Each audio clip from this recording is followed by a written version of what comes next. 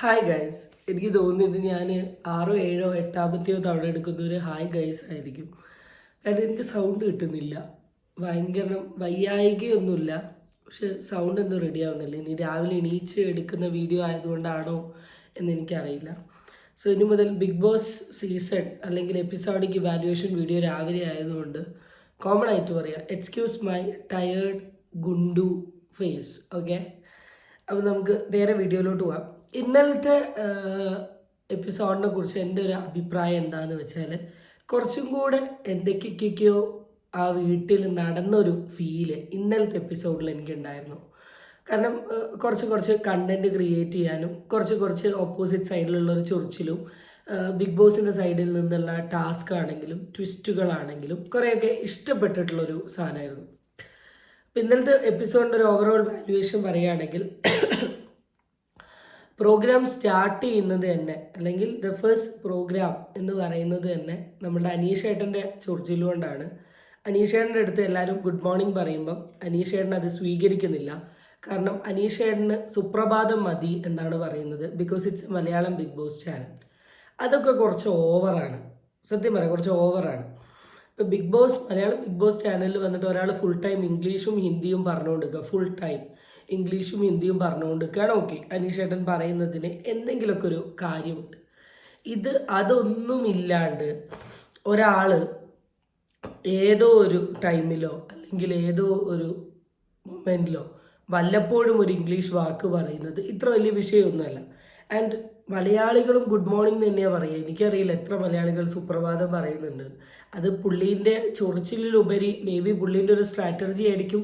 പുള്ളി കണ്ടുപിടിച്ച ഒരു സ്ട്രാറ്റജി ഇതായിരിക്കും. ഓരോരുത്തർക്കും ഓരോ സ്ട്രാറ്റജി ഉണ്ടല്ലോ. ലവ് സ്ട്രാറ്റജി ഉണ്ട്, തല്ല് സ്ട്രാറ്റജി ഉണ്ട്, പിന്നെന്താണ് മാന്യമായ പെണ്ണിൻ്റെ വേഷം ധരിക്കുന്ന സ്ട്രാറ്റജി ഉണ്ട്. ഓരോരുത്തർക്കും ഓരോ സ്ട്രാറ്റജി ഉണ്ട്. പുള്ളീൻ്റെ സ്ട്രാറ്റജി ചൊറിയൽ എന്നായിരിക്കും. പുള്ളീൻ്റെ വിജയം എന്ന് പറയുന്നത് അത് തന്നെയാണ്. പുള്ളി ചൊറിയാണ്, പുള്ളി മറ്റോ വ്യക്തിനെ ഇറിറ്റേറ്റ് ചെയ്യുക എന്നുള്ളത് ഈ വീഡിയോ കാണുന്ന എല്ലാവരും സമ്മതിക്കുന്നുണ്ടല്ലോ. അവിടെ തന്നെ അയാൾ ജയിച്ചു കഴിഞ്ഞു. അപ്പം അങ്ങനെ സുപ്രഭാതത്തിൽ നിന്നാണ് നമ്മളുടെ ഒരു തുടക്കം. പിന്നെ അത് നേരെ പോകുന്നത് അനുമോളുടെ അടുത്തോട്ടാണ്. അപ്പോൾ രണ്ടാമത്തെ പോക്ക് നേരെ പോയത് അനുമോളിലോട്ടാണ്.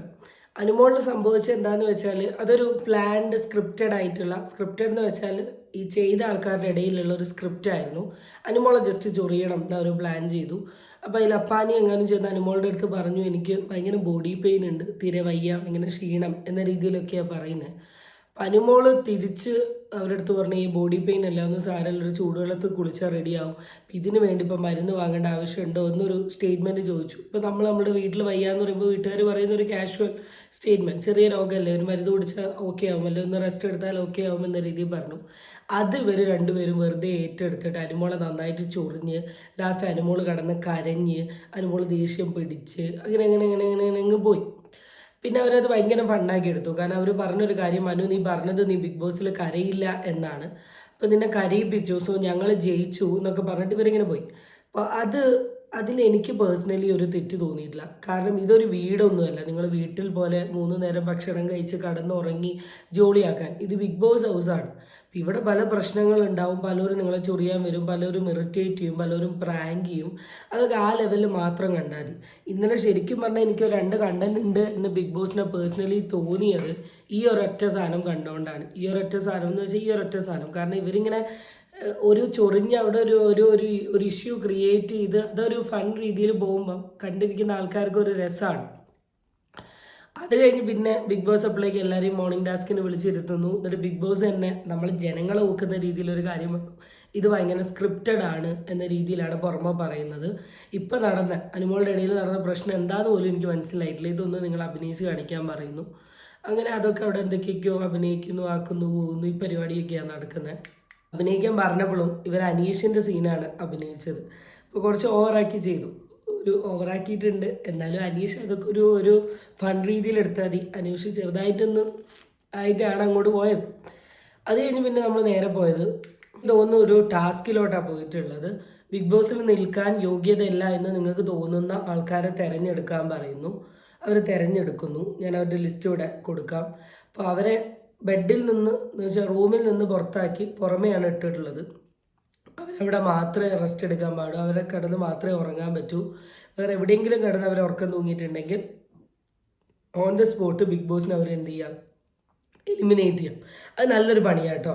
എനിക്ക് തോന്നുന്നു കഴിഞ്ഞ ബിഗ് ബോസ് വെച്ച് നോക്കുന്ന സമയം ഈ ബിഗ് ബോസിന് കുറച്ചും കൂടെ നല്ല പണി കൊടുക്കുന്നുണ്ട്. എനിക്ക് പേഴ്സണലി ഫീൽ ചെയ്ത ഒരു സാധനം അത്.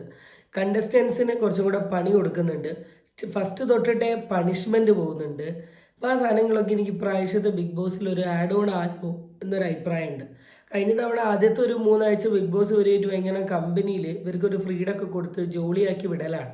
പക്ഷെ ഇത് ഇപ്രാവശ്യം ഒന്ന് മാറിയിട്ടുണ്ട്. ഇപ്രാവശ്യം ഒന്ന് സ്ട്രോങ് ആയ പോലെ എനിക്ക് പേഴ്സണലി ഫീൽ ചെയ്തിട്ടുണ്ട്. പിന്നെ ഞാൻ ഒരു കണ്ടസ്റ്റൻ്റ് ഫോട്ടോ വെക്കാം. ഈ പർട്ടിക്കുലർ വ്യക്തി എന്തിനാണ് ബിഗ് ബോസ് പോയത് എന്നൊരു ചോദ്യം എനിക്കുണ്ട്. കാരണം ഒരു കോൺട്രിബ്യൂഷനും ഇല്ല. അങ്ങനെ ഒരു വ്യക്തി അതിൻ്റെ ഉള്ളിലുണ്ടോ എന്ന് തന്നെ അറിയില്ല. ചില ആൾക്കാരുടെ ഒരു സ്ട്രാറ്റജി അത് അങ്ങോട്ടും ഇങ്ങോട്ടും പ്രശ്നത്തിനൊന്നും പോകാണ്ട് എങ്ങനെയെങ്കിലുമൊക്കെ ഒരു 3-4 ആഴ്ച അതിൻ്റെ ഉള്ളിൽ പിടിച്ച് പറ്റുക. അതൊന്നും പാടില്ല. മര്യാദയ്ക്ക് ഗെയിം കളിക്കുന്ന ആൾക്കാർ മാത്രം ആ റൂമിൽ മതി. അല്ലാത്ത ആൾക്കാർക്കൊക്കെ നേരെ get out from the room എന്നൊരു അഭിപ്രായം എനിക്ക് പേഴ്സണലി ഉണ്ട്. പിന്നെ ഞാൻ എൻ്റെ സ്വന്തം ഫേവറേറ്റ് കണ്ടസ്റ്റൻറ്റ് രേണു സുധീൻ്റെ സൈഡിലോട്ട് പോവാണ്. രേണു സുധിയും നവീനും തമ്മിലൊരു പ്രശ്നം ഉണ്ടായി. അവിടെ രണ്ടുപേരും അങ്ങോട്ടും ഇങ്ങോട്ടും തമാശയ്ക്ക് പറഞ്ഞ് പിന്നെ അതൊരു ചൊറിഞ്ഞ് പിന്നെ അതൊരു വലിയ ഇഷ്യൂവിലോട്ട് പോയി, വർത്തമാനത്തിലോട്ടൊക്കെ പോയി. അതിൽ നവീൻ പറഞ്ഞ ചില കാര്യങ്ങൾ എനിക്ക് പേഴ്സണലി ഇഷ്ടപ്പെട്ടിട്ടില്ല. നിൻ്റെ മുഖം കണ്ടിട്ടുണ്ടെങ്കിൽ ആരാണെങ്കിലും ജനങ്ങൾ അങ്ങനെ പറയും ഇങ്ങനെ പറയും. ഒരു കൈൻഡ് ഓഫ് ബോഡി ഷെയ്മിങ് എനിക്ക് അവിടെ പേഴ്സണലി ഫീൽ ചെയ്തു. അത് വളരെ മോശമായിട്ടുള്ളൊരു കാര്യമാണ്. ഇനി അത് ഗെയിമിൻ്റെ പുറത്താണെങ്കിലും അതിന് നവീൻ്റെ സ്ട്രാറ്റജി ആണെങ്കിലും എന്താണെങ്കിലും ഒരു പബ്ലിക് സ്പേസിൽ വന്ന ഒരാൾ ബോഡി ഷെയിം ചെയ്യുമ്പോൾ നിങ്ങൾ പുറത്തോട്ട് കൺവേ ചെയ്യുന്നത് വളരെ മോശമായിട്ടുള്ള മെസ്സേജാണ്. സോ അതിനോട് എനിക്ക് പേഴ്സണലി അത്ര താല്പര്യമില്ല. പിന്നെ ഈ ബിഗ് ബോസിൽ ഞാൻ ഒരു സാധനം പറയാൻ വിട്ടു. ഇപ്പോഴാണ് ഞാൻ ആലോചിച്ച് ജിസയിലുമായിട്ടൊരു ചെറിയ ഇഷ്യൂ ഉണ്ടായിരുന്നു. ഈ മറ്റവരോട് ചെയ്ത നമ്മൾ അനുമോളോട് ചെയ്ത അതേ ചൊറിച്ചിലുമായിട്ട് ഇവർ നെക്സ്റ്റ് പോയത് ജിസയിലിനടുത്താണ്. ജിസയിലിനടുത്ത് അവർ ചെന്ന് പറഞ്ഞ ആദ്യത്തെ ഒരു കാര്യം, നീ ഇവിടെ പ്രത്യേകിച്ച് ഒന്നും കോൺട്രിബ്യൂട്ട് ചെയ്യുന്നില്ല, നീ രാവിലെ തന്നെ എണീച്ച് ഒരുങ്ങി മേക്കപ്പ് ചെയ്ത് ഇങ്ങനെ നിൽക്കുക എന്നല്ലാണ്ട് വേറെ എന്താ നീ ചെയ്യുന്നതെന്നൊക്കെ ചോദിക്കുന്നുണ്ട്. അപ്പോൾ ജിസയിൽ വളരെ വ്യക്തമായിട്ട് പറയുന്നുണ്ട്, എൻ്റെ ഗെയിമിങ് ഞാൻ തുടങ്ങിയിട്ടില്ല, ഞാൻ 2 ദിവസമായിട്ട് എല്ലാവരെയും ഒന്ന് ഒബ്സർവ് ചെയ്തിട്ട് ഞാൻ ഗെയിം തുടങ്ങുള്ളൂ എന്ന് പറയുന്നുണ്ട്. രണ്ടാമത്തെ ഒരു പോയിന്റ്, നീ ഇങ്ങനത്തെ വസ്ത്രധാരണം കൊള്ളൂല, ഇത് മലയാളി ബിഗ് ബോസ് ആണ്, നീ ഇങ്ങനെയൊക്കെ തുണി ഇട്ടിട്ടുണ്ടെങ്കിൽ ആൾക്കാർ ഇറിറ്റേറ്റഡ് ആവും. പക്ഷെ ഞാൻ കണ്ട ഒരു സാധനം എന്താ അറിയുമോ, ജിസയിൽ സമ്മതിച്ചു. ജിസയിൽ വേണേൽ പറയുന്നത് എൻ്റെ വസ്ത്രം എൻ്റെ ഫ്രീഡമാണ്, അല്ലെങ്കിൽ ഞാൻ കുറേ ആയിട്ട് ഇങ്ങനെ ഇട്ട് വന്ന ആളാണ്, ഞാൻ മോഡലാണ്, ഇൻഫ്ലുവൻസറാണ്. ജിസയിൽ ബാധിക്കാൻ നിന്നില്ല. ജിസയിൽ പറഞ്ഞു, ഓക്കെ എനിക്കറിയാം, മേ ബി ലൈക്ക് അവർക്ക് താല്പര്യം ഉണ്ടാവില്ല എന്ന് എനിക്കറിയാം. അപ്പോൾ വളരെ നല്ല രീതിയിലുള്ള ഒരു അഭിപ്രായം, ഒരു കാര്യം മനസ്സിലാക്കി യുക്തിപരമായി സംസാരിക്കുന്നത് പോലെ ജിസൈലിൻ്റെ കേസിൽ തോന്നി. പിന്നെ എനിക്കിപ്പോൾ കണ്ടത് വെച്ചും തോന്നുന്നത് ജിസൈലിലാണ് അത്യാവശ്യം ഒരുപാട് ഫാൻസ് ഉള്ളത്. കുറേ റീൽസൊക്കെ ഞാൻ കണ്ടു, വൈ വാച്ചിങ് ബിഗ് ബോസ് എന്ന് പറഞ്ഞ്. അപ്പോൾ ജിസൈലിൻ്റെ എൻട്രിയും ജിസൈലുള്ളിൽ കൂടെ കയറുന്നതും ഒക്കെ ഞാൻ കണ്ടു, കുറേ വീഡിയോസ് ഞാൻ കണ്ടു. അങ്ങനെ അത്യാവശ്യം നമുക്ക് ഡിസ്കസ് ചെയ്യാൻ പറ്റും, അത്യാവശ്യം കണ്ടൻറ്റുകളൊക്കെ ഉള്ള സാധനം തന്നെയായിരുന്നു ഇന്നലത്തെ നമ്മളുടെ എന്തെന്ന് പറയുന്നത് ബിഗ് ബോസ് എന്ന് പറയുന്നത്. അത്യാവശ്യം എൻ്റർടൈനിങ് ആയിരുന്നു, കണ്ടിരിക്കുകയായിരുന്നു. കുറച്ച് കണ്ടൻറ്റുകളും കുറച്ച് സ്പേസുകളും ഓരോരുത്തരും ബിഗ് ബോസിൽ ക്രിയേറ്റ് ചെയ്ത് തുടങ്ങിയിട്ടുണ്ട്. സോ ഈ എക്സ്പെക്റ്റേഷൻ ലെവലിൽ പോവുകയാണെങ്കിൽ അതിൽ ഇമ്പ്രൂവ്മെൻ്റ് ഉണ്ടാവും. പക്ഷെ ഞാൻ വീണ്ടും എനിക്കിതിൽ പറയാനുള്ള ഒരു പേഴ്സണൽ അല്ലെങ്കിൽ എൻ്റെ ഒരു ഒപ്പീനിയൻ എന്താണെന്ന് വെച്ചാൽ, ഈ ചൊറിയും കുത്തി വാഴ പോലെ അതിൻ്റെ ഉള്ളിലിരിക്കുന്ന കുറേ എണ്ണങ്ങളുണ്ട്. അതിനൊക്കെ അതിൻ്റെ ഉള്ളിൽ നിന്ന് എടുത്ത് മാറ്റിയിട്ടുണ്ടെങ്കിൽ കുറച്ചും കൂടെ സ്റ്റാൻഡേർഡ് ആവും. കുറച്ചും കൂടെ ഒരു ആക്റ്റീവായിട്ടുള്ള ടീമിനെയും കൂടെ അതിലോട്ട് ഇറക്കണം എന്നൊരു ഒപ്പീനിയനും കൂടി ഉണ്ട്. സോ നമുക്ക് ഇന്നത്തെ എപ്പിസോഡ് വെച്ച് നാളെ കാണാം. ബൈ.